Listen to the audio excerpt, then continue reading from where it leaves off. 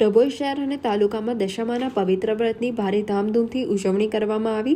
10મા દિવસે મહાકાળી ધામ ખાતે વૈશાલી માસીના આયોજન હેઠળ ભવ્ય આરતી યોજાઈ હતી, જેમાં જિલ્લા પંચાયત પ્રમુખ અંકિતાબેન પરમાર અને જાણીતા ગાયક કલાકાર મમતા સોની ખાસ ઉપસ્થિત રહ્યા હતા। માતાજીના જયઘોષથી સમગ્ર વાતાવરણ ભક્તિમય બની ગયું હતું। ત્યારબાદ ડભોઈ શાક માર્કેટ તળાવ ખાતે નગરપાલિકા ચીફ ઓફિસર જયકિશન તડવી અને તેમની ટીમ દ્વારા વિસર્જન માટે સુંદર અને સુચારું આયોજન કરવામાં આવ્યું હતું।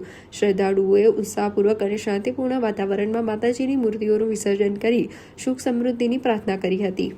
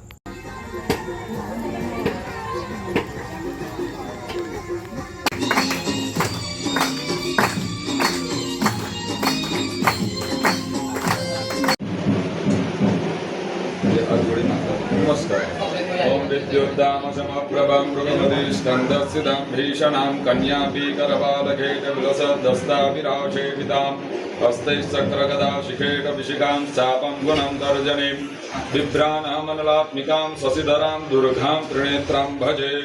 ओम ऐं ह्रीं क्लीं महाकाल्ये नमः। माताजीने अर्पण करीतो। सकलोपचारार्थे गन्धाक्षरपुष्पाणि समर्पयामि च नमस्करोमि।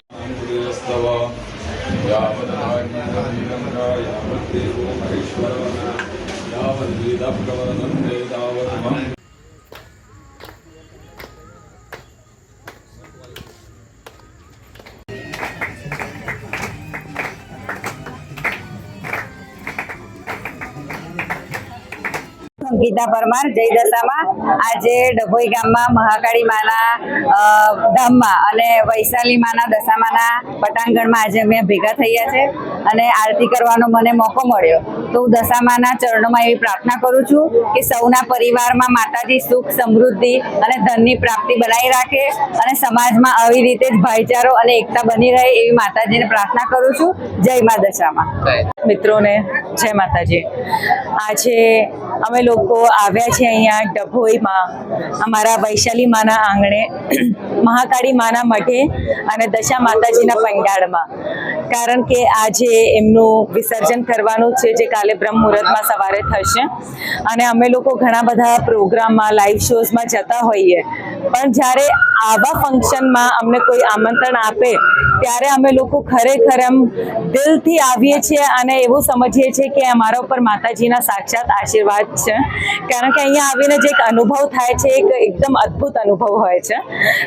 અને સાથે સાથે અમારી જેટલી બી અહીંયા ડભોઈની માનીતી અમારા બધા લોક ચાહિતા અમારા માટે આ જનતા જે છે, તો એ લોકોનો બી જે પ્રેમ અમને મળે છે એ જોઈને તો એવું લાગે છે કે ખરેખર માની કૃપા અમારા ઉપર બનેલી છે અને આવી જ રીતે બની રહે, બસ એના માટે જ અને આવા લાભ અમને મળતા રહે।